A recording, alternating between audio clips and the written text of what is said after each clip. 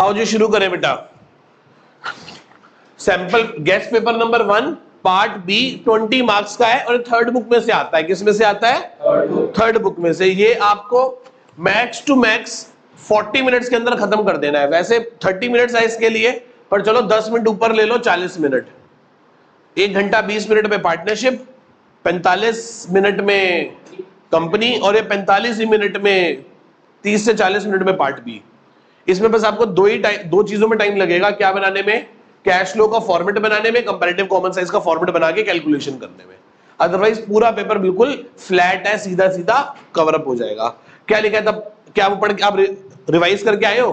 Comparative common size chapter number 2 revise करके आए हो, जिसमें क्या था? Intra firm, inter firm, cross sectional.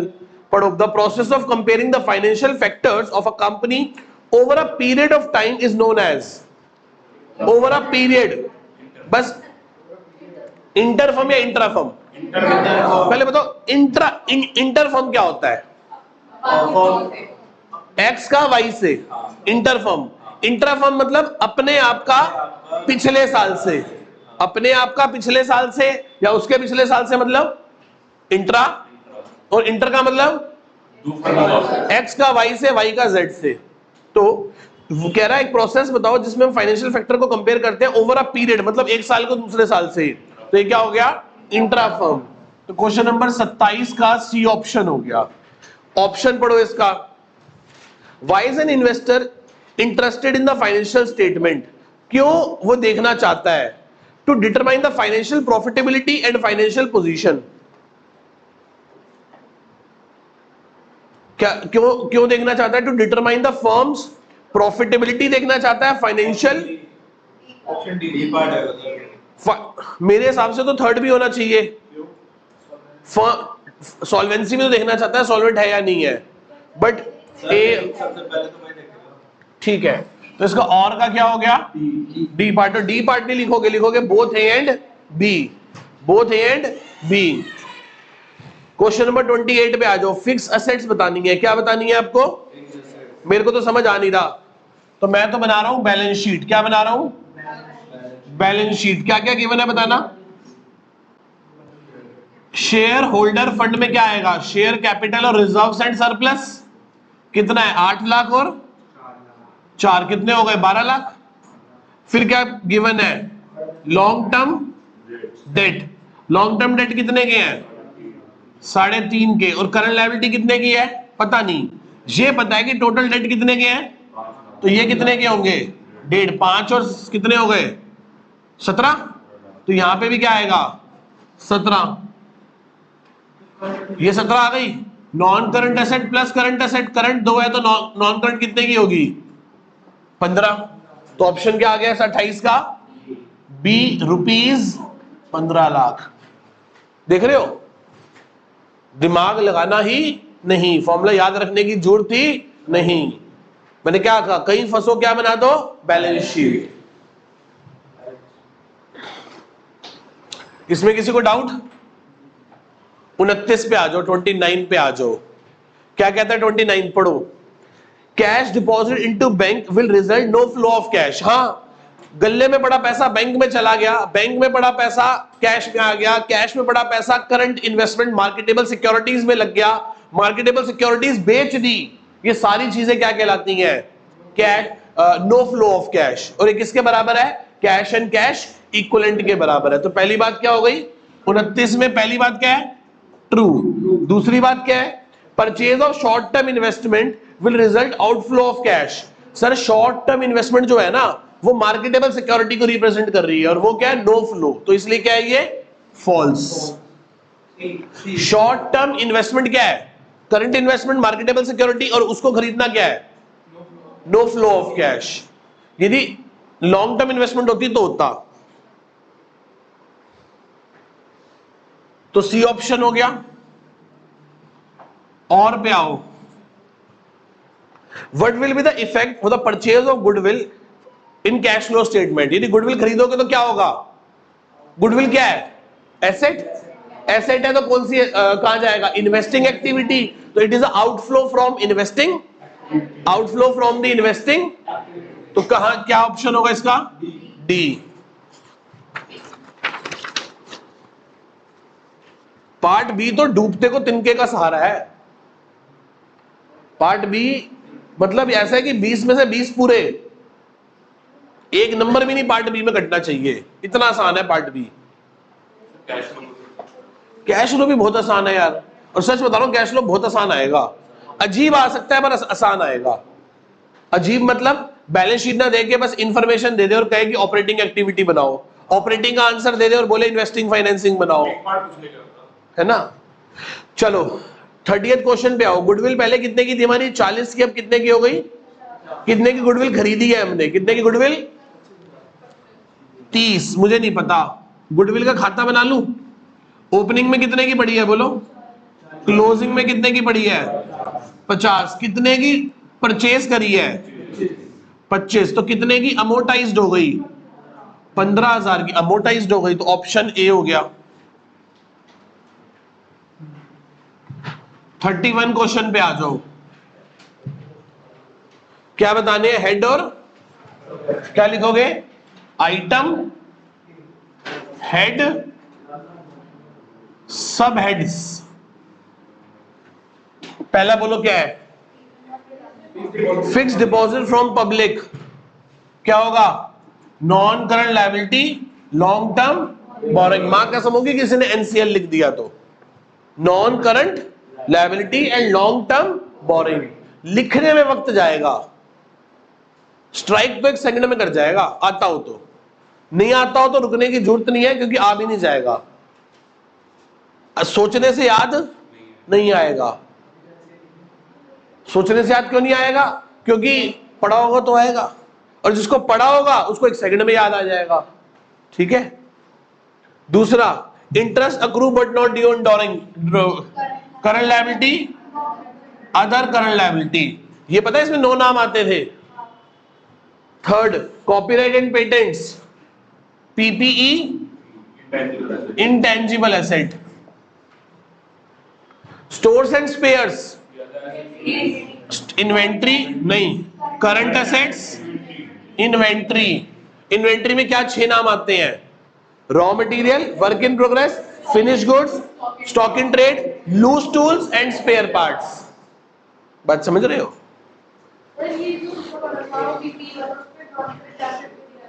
क्या? किसमें? हाँ सही बात है, यहां लिखना चाहिए नॉन करंट एसेट ब्रैकेट में पीपीई। नहीं, नॉन करंट एसेट यहां आएगा पीपीई और उसके ब्रैकेट में इंटेंजिबल एसेट, क्योंकि उसका अंदर का अंदर है ये। Security deposit more than 12 months. हम सिक्योरिटी डिपॉजिट हमने दी है कि ली है? दी होगी हमने, तो क्या होगी ये? Non current assets, long term loans and advances में जाएगा। Accrued income, current assets, other current asset. बताओ यार कितनी देर लग रही है? ये कितने नंबर का है? 50 पैसे का एक है और ये 25 पैसे का है। समझ गए? 6 पॉइंट 3 नंबर, हर पॉइंट 1 नंबर, और इसका भी आधे का आधा। मतलब ऐसे नंबर मिलेंगे 1/4, 1/4, 1/4, 1/4 ऐसे करके। फिर स्कूल अभी प्री बोर्ड तक ऐसे देते हैं, पर बोर्ड की मार्किंग के हिसाब से ऐसे ही होता है। हाँ सुनो, ये गलत है ये सही है तो नहीं देंगे, ये सही है ये गलत है तो इसमें दे देंगे, इसमें नहीं देंगे। हाँ मेन हेड ही गलत लिख दिया तो फिर आगे की बात पढ़ ही नहीं रहा। ठीक है, चलो 32 क्वेश्चन पे आ जाओ। 32, 33 मैंने कराना नहीं क्योंकि कंपैरेटिव कॉमन साइज है, आप खुद कर लेंगे।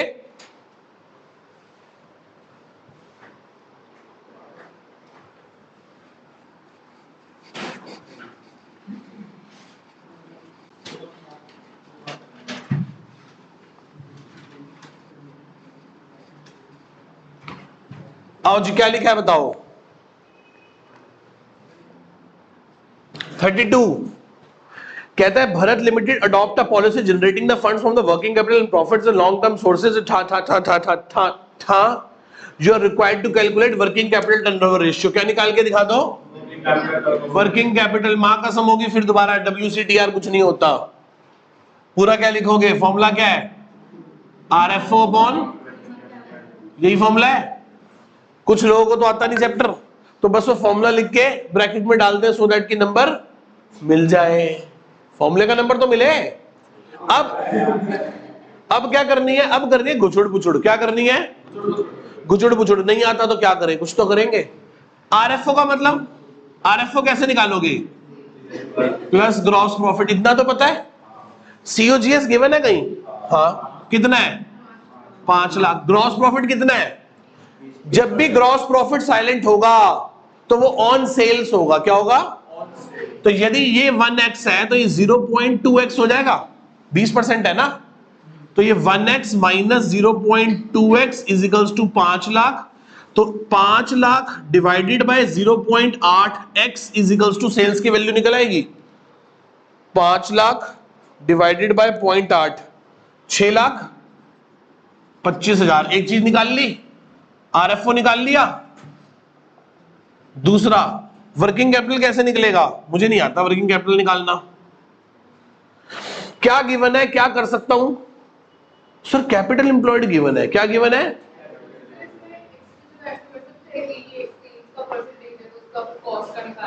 हाँ, वैसे भी कर सकते हैं 1/4 1/5 जैसे मैंने क्लास में सिखाया है, ठीक है। पर अभी मैं रिस्क नहीं ले रहा, कहीं पूछेंगे 1/4 1/5 क्या होता है ना।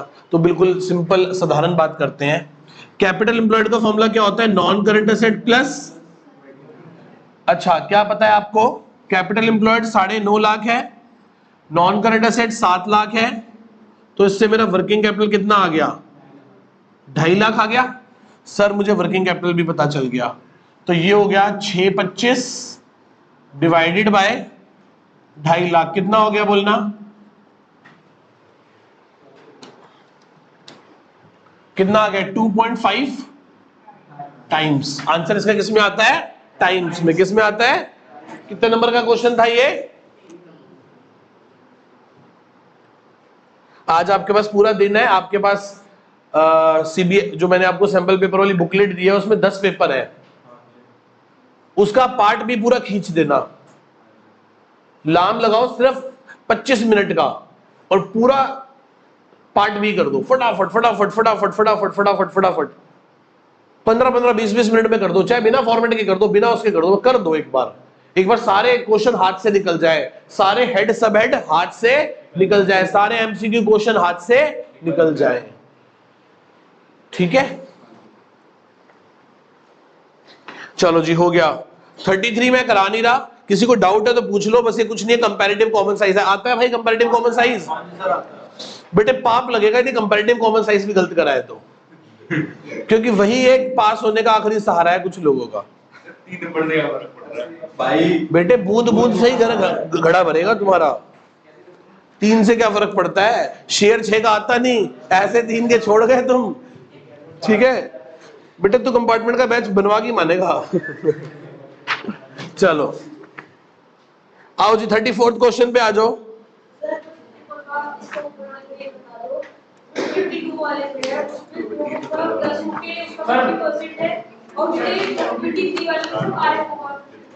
क्या क्या क्वेश्चन नंबर 22 23?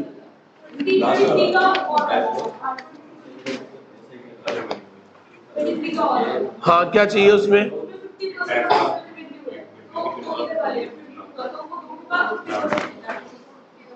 बेटे उसमें लिखा हुआ 50% revenue from operation, total revenue add होके हो जाएगा। हाँ, रेवेन्यू फ्रॉम ऑपरेशन है।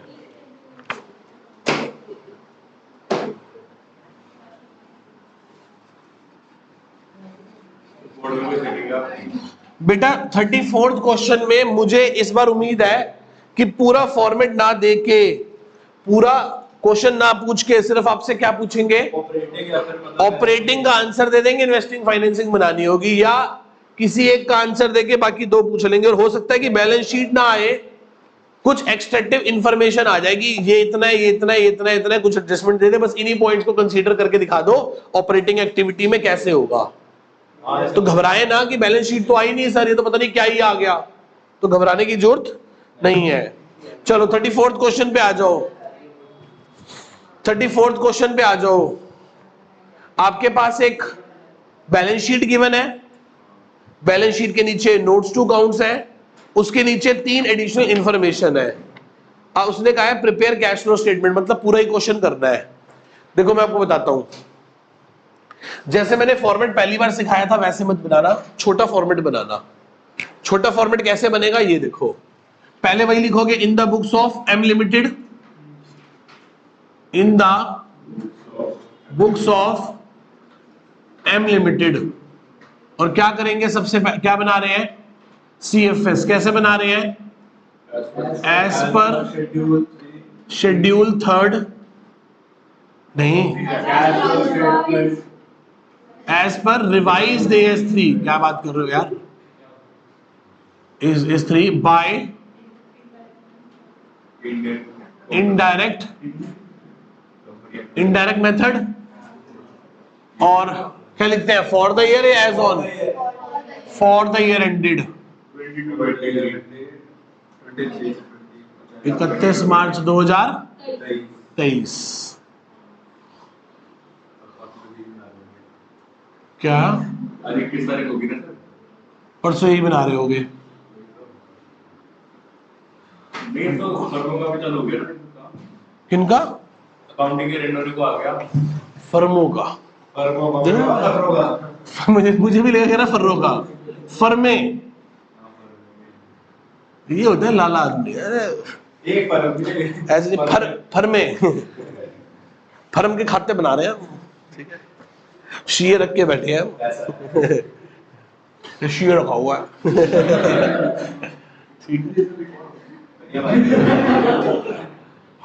यार मैंने सोचा ही नहीं रिकॉर्ड हो रहा है, तो लाइक ऑफ द टाइम भी एडिट करने का। इधर आओ जल्दी से, ऑपरेटिंग एक्टिविटी, कौन सी एक्टिविटी, ऑपरेटिंग एक्टिविटी,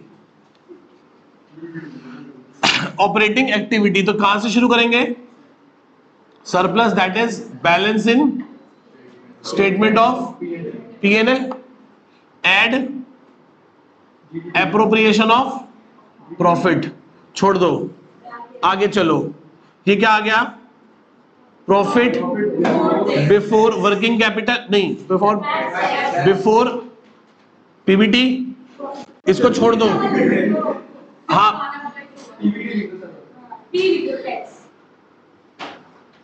ठीक है, इसमें खुद कर लोगे, इसमें ऐड क्या होगा,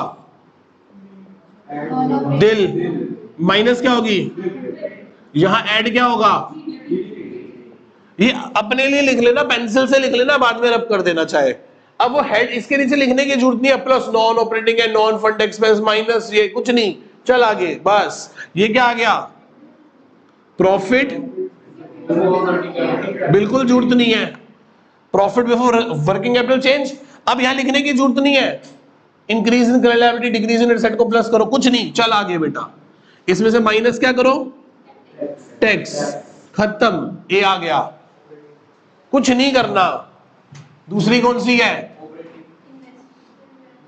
इन्वेस्टिंग एक्टिविटी, और थर्ड कौन सी है, फाइनेंसिंग, उसमें तो वैसे ही कुछ नहीं लिखना।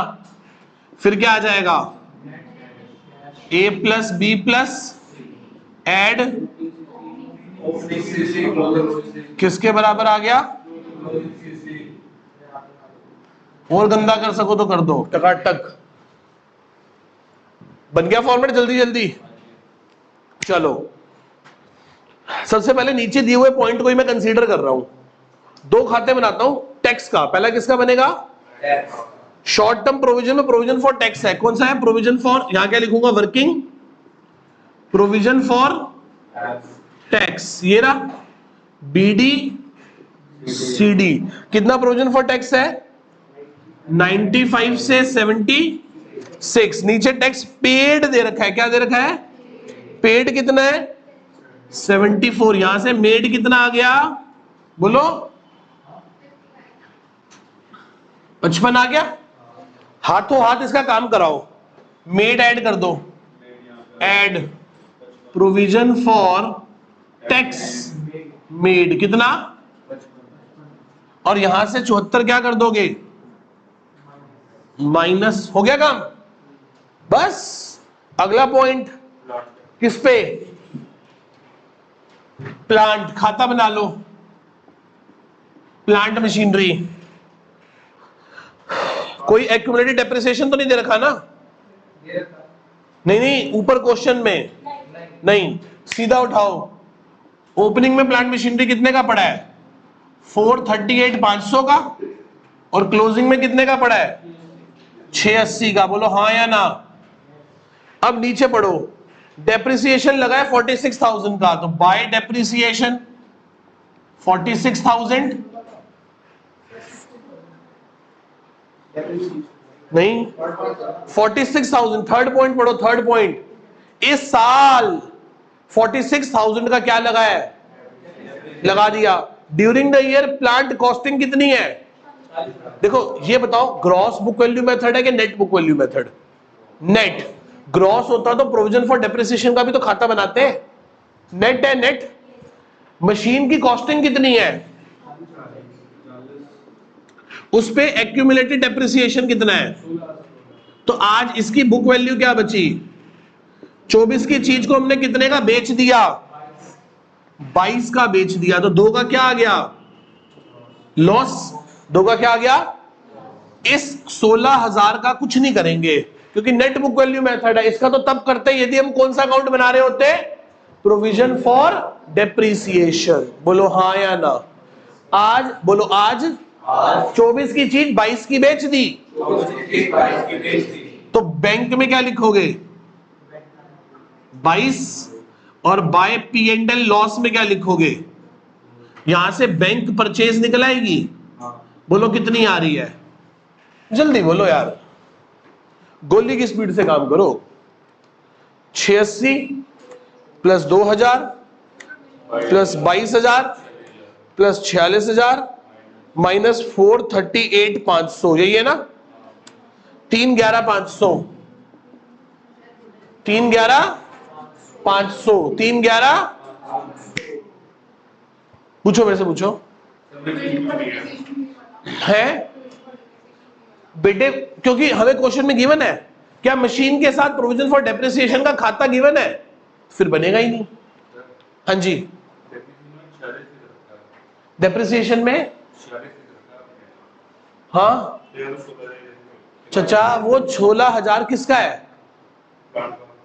कौन से प्लांट का? जो बेच दिया उसका ना। थर्ड पॉइंट पढ़, इस साल डेप्रिसिएशन कितना लगा है? 46। अब क्या करोगे?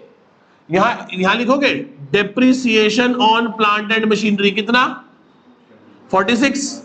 Loss on plant and machinery कितना? 2। इन्वेस्टिंग में plus, sale of plant and machinery कितना? 22। और minus purchase of plant and machinery कितना? 311,500। 311,500। क्या मैं आगे मूव कर सकता हूं? आगे चलो बेटा।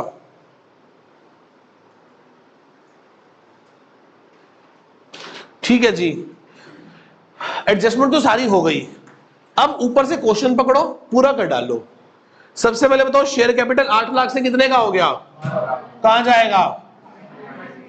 फाइनेंसिंग एक्टिविटी में क्या लिखोगे? Plus issue of share capital कितने लाख? 4 लाख। पैसा आ रहा है ना, फंड्स आ रहे हैं। और शेयर इशू करना कैसी एक्टिविटी है? फाइनेंसिंग। अब देखो पेपर के साथ साथ पूरा चैप्टर भी क्या हो रहा है? रिवाइज हो गया। रिजर्व एंड सरप्लस 195 से 165 हो गए, तो 30,000 का लॉस आ गया। तो 30,000 के लॉस से शुरू होगा क्वेश्चन। ये शॉर्ट टर्म बोरिंग में bank overdraft, short term borrowing में बैंक ओवरड्राफ्ट कहां आता है? फाइनेंसिंग एक्टिविटी में। तो minus repayment of bank OD कितना? 80,000 की पेमेंट करा दी। ट्रेड पेबल 160 से 280 बढ़ रहे हैं, सीधी चाल चलेंगे। प्लस ट्रेड पेबल कितना हो गया बताओ? 1,20,000। आगे चलो, अदर करंट लायबिलिटी 35 से 40 प्लस बढ़ रही है ना, 5,000। शॉर्ट टर्म प्रोविजन हम कर चुके हैं। इधर से आओ, पीपीई हम कर चुके। इनटेंजिबल एसेट 230 से 361 हो गई। क्या करी होगी? और नीचे दे रखा है वो गुडविल है। क्या है वो? तो खरीद बढ़ रही है तो खरीदी होगी। परचेज ऑफ गुडविल कितने की खरीदी है, बोलो कितने की खरीदी है? 40,000 की खरीदी है, तो माइनस कर दो 40,000। फिर क्या है? इन्वेस्टमेंट, इन्वेस्टमेंट भी बढ़ रही है, माइनस कर दो परचेज ऑफ इन्वेस्टमेंट, कितने की इन्वेस्टमेंट खरीदी है? 361 से 230 माइनस कर दो, 131 की खरीदी है, माइनस कर दो। ऐसे ही होगा ना? स्टॉक कम हो रहा है, ऐड कर दो, कितना है बोलो, बोलो भाई बोलो कितना है स्टॉक? 389 से 256, 133 ऐड कर दो। आगे चलो, ट्रेड रिसीवेबल कम हो रहे हैं, क्या हो रहे हैं? प्लस ट्रेड रिसीवेबल कितने? 4500। फिर क्या है? कैश एंड कैश, अब सब कुछ छोड़ दो, ये माइनस का 30 है, ये 55, कितना हो गया? 25, और ये कितना हो गया? 48, 25 जमा 48 73,000, एक 20 जमा 5 जमा 1 33 जमा 4500, 262,500। देखना यही है, एक 20 जमा 5 जमा 1 33,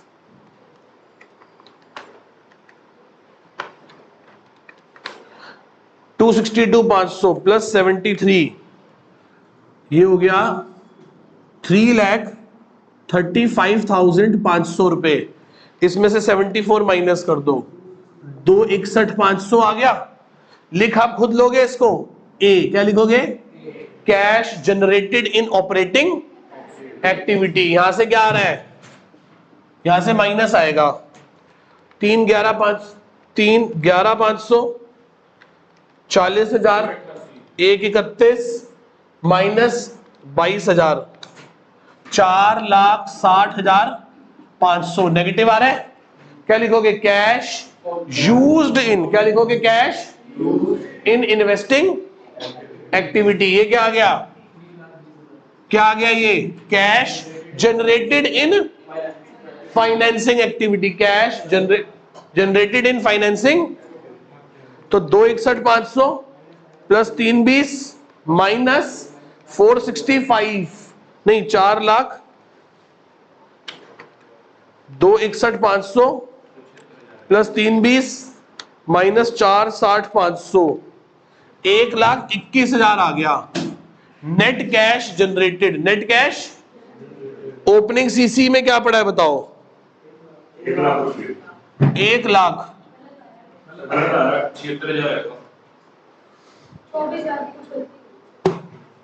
क्या क्या गलती करी है देख लेते हैं एक बार। मैंने सॉल्व कर रखा था एक बार। 216 की जगह 261 रखा है। बेटा इसमें ना बुक में ही हमारे सैंपल पेपर में हमसे गलती हो गई, टाइपिंग एरर है। ये जो ट्रेड रिसीवेबल है ना, ट्रेड रिसीवेबल वो 40,500 है। कितना है वो? ये 40,500 नेगेटिव आएगा। मैं आपको एक बार ठीक करा देता हूं। ट्रेड रिसीवेबल, हाँ एक बार अपना सैंपल पेपर किया ना, ठीक है।